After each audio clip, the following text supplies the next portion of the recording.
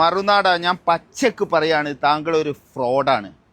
ഞാൻ താങ്കളോട് ഒരുപാട് ചോദ്യങ്ങൾ ചോദിച്ചു, ഹഫീസിൻ്റെത് മുതൽ ഓരോ കാര്യങ്ങളും. താങ്കൾ ഒരൊറ്റ ഒന്നിനും എനിക്ക് മറുപടി തന്നിട്ടില്ല. പിന്നെ താങ്കൾ പറഞ്ഞുണ്ടാക്കി ഞാൻ മുങ്ങിയെന്ന്.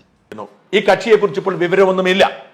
ഞാൻ ഇന്നലെ ഒരു ഫേസ്ബുക്കിൽ പോസ്റ്റ് ഇട്ടിരുന്നു, ഈ കക്ഷി മുങ്ങിയ ലക്ഷണമാണ്, ആർക്കെങ്കിലും അറിയാമെന്ന് ചോദിച്ചു. ഉടൻ തന്നെ പുള്ളി മുങ്ങാൻ ഞാൻ ഷാജൻ സ്കറിയ അല്ല, ഞാൻ ഇവിടെ തന്നെ ഉണ്ടടാ എന്ന് പറഞ്ഞ് ഒരു കുറിപ്പ് അതിലിട്ടു. പിന്നെ എന്നോട് ലൈവ് ഇടാൻ പറഞ്ഞു. എൻ്റെ ഭാര്യ ഹസീന പോലും ഇന്ന് വരെ ഇത്ര സ്നേഹത്തിൽ നിങ്ങൾ എവിടെയുള്ള എനിക്ക് ലൈവ് ഇട്ട് കാണണമെന്ന് ഇന്ന് വരെ പറഞ്ഞിട്ടില്ല. പക്ഷെ താങ്കൾക്ക് എന്നോട് സ്നേഹം ഉണ്ടെന്ന് തോന്നുന്നുണ്ട്. പക്ഷെ ഒരു കാര്യം താങ്കൾ മനസ്സിലാക്കണം, ഞാൻ താങ്കളല്ല മുങ്ങാൻ എന്ന് ഞാൻ പല പ്രാവശ്യം പറഞ്ഞിട്ടുണ്ട്. ഞാൻ അന്ന് ഒരു ദിവസത്തെ ഒരു വീഡിയോക്ക് വേണ്ടി ഒമാനിൽ പോയതാണ് താങ്കളെ ഞാൻ മുങ്ങിയെന്ന് പറയാൻ പ്രേരിപ്പിച്ചത് എനിക്കറിയാം. അടിയന്തര സാഹചര്യത്തിൽ UAE ആകാശത്തിൽ എത്തിയാൽ അപ്പോൾ അവിടെ നിന്ന് പിടിച്ചിറക്കി എന്നെ കൊണ്ടുപോകും എന്ന് പറഞ്ഞ ഒരു മഹാനുണ്ടായിരുന്നു, ബ്ലോഗർ ഷെരീഫ്. താങ്കൾ എന്നോട് ലൈവ് ഇടണമെന്ന് പറഞ്ഞു, ദുബായിലുണ്ടോ എന്നറിയാൻ. ഞാൻ താങ്കളെ വെല്ലുവിളി സ്വീകരിച്ചുകൊണ്ട് ഒരു ലൈവ് ഇടുകയും ചെയ്തു. പക്ഷേ ഞാൻ താങ്കളെ വെല്ലുവിളിക്കുന്നു, ആണാണെങ്കിൽ താങ്കളൊന്ന് UAEയിലേക്ക് വരി, ഒന്ന് വന്ന് കാണിച്ചുകൊണ്ടാ. നിങ്ങൾ പറഞ്ഞല്ലോ ആകാശത്ത് വെച്ച് വിമാനം ഇറക്കിയാൽ പിടിക്കപ്പെടുന്നു. ഉളുപ്പുണ്ടെങ്കിൽ, നട്ടലുണ്ടെങ്കിൽ, ആണത്തമുണ്ടെങ്കിൽ ഒന്ന് UAEയിലേക്ക് ഇറങ്ങി എന്നിട്ട് വാ. അക്കമിട്ട് നിങ്ങളോട് പല ചോദ്യങ്ങളും ചോദിച്ചിട്ടുണ്ട്, ഒരു ചോദ്യത്തിന് പോലും താങ്കൾ എനിക്ക് മറുപടി തന്നിട്ടില്ല.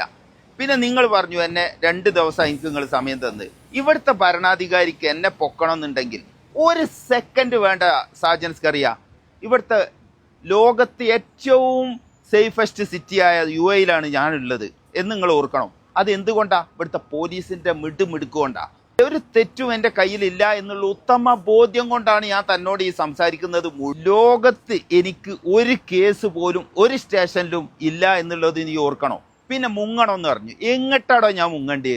കാരണം എൻ്റെ ബിസിനസ്സുകളും എൻ്റെ വീടുകളും നാട്ടിൽ എങ്ങനെയാണോ ഉള്ളത് അതുപോലുള്ള ഒരു രാജ്യത്താണ് ഞാൻ നിൽക്കുന്നത്. നിന്റെ പ്രശ്നം ഒരു മതവിഭാഗ. നീ ആലോചിച്ച് നോക്ക്, നീ എല്ലാവരെയും പറയുന്നത് മുഴുവനും, ഓരോരുത്തരുടെ പേര് ഞാൻ വീണ്ടും എടുത്ത് പറയുന്നില്ല, ഷാഫി ചാലിയുണ്ട്, ഹഫീസ് ഉണ്ട്, ഈ പറഞ്ഞ ഞാനുണ്ട്, ഈ പറഞ്ഞ ആൾക്കാർ മുഴുവൻ, യൂസുഫ് അലി അടക്കം മുഴുവനും ഒരു മതവിഭാഗത്തിൽപ്പെട്ടതാ. നീ അവരെ ലക്ഷ്യമാണ്. ഇത്രയും വർഗീയവാദിയായ ഒരു ചെറ്റയെ എൻ്റെ ജീവിതത്തിൽ ഞാൻ കണ്ടിട്ടില്ല. എന്നിട്ട് നീയാണ് ഇവിടുത്തെ ഭരണം പറഞ്ഞു നടക്കുന്നതില്ലേ?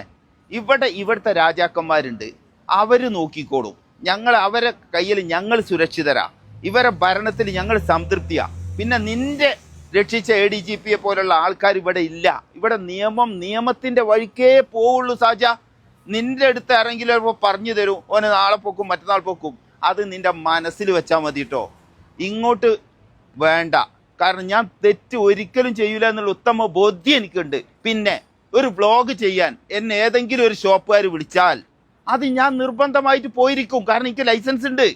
അന്ന് അപ്പം ആര് വിളിച്ചാലും, അത് സാജൻ ഇവിടെ ഒരു പീടി പറഞ്ഞാൽ സാജൻ സ്കറി എന്നെ വിളിക്കുകയാണെങ്കിൽ ഞാൻ വന്ന് വ്ളോഗ് ചെയ്യും. അത് എൻ്റെ കടമയാണ്, എൻ്റെ ഉത്തരവാദിത്തമാണ്. അതുകൊണ്ട് ഇനി മുങ്ങി കങ്ങി എന്നുള്ള വർത്താനം പറഞ്ഞ് എൻ്റെ അടുത്ത് വരരുത് കേട്ടോ.